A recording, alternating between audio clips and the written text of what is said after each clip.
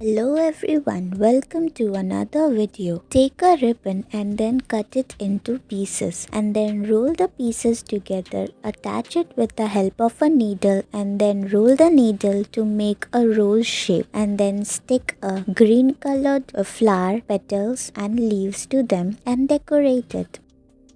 Take several other colored ribbons and then cut them into pieces just like this and then roll it to form the middle part, the sunflower petals, the leaves, the branches, sepals, petals and then roots. See how beautiful that looks.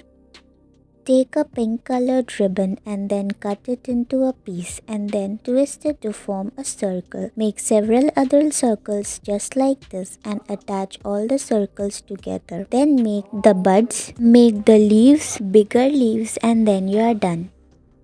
Take a newspaper or a ribbon and then cut it into two halves vertically and then insert needle through it. Then insert the needle inside and roll it, twist it and just take out the needle like that. Then use a lighter to stick and then put a pearl above. See how beautiful that looks.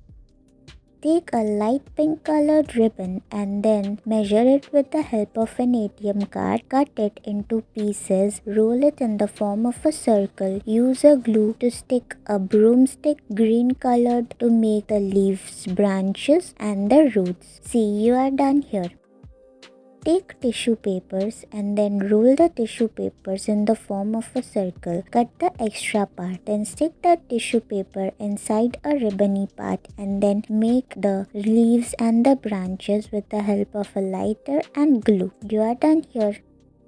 Take a pen nib and then roll wool around that nib. Then remove that and make the leafy branches and the roots. Then cut it to make it look like a flower. Make several other flowers like this and attach them together to make a showpiece.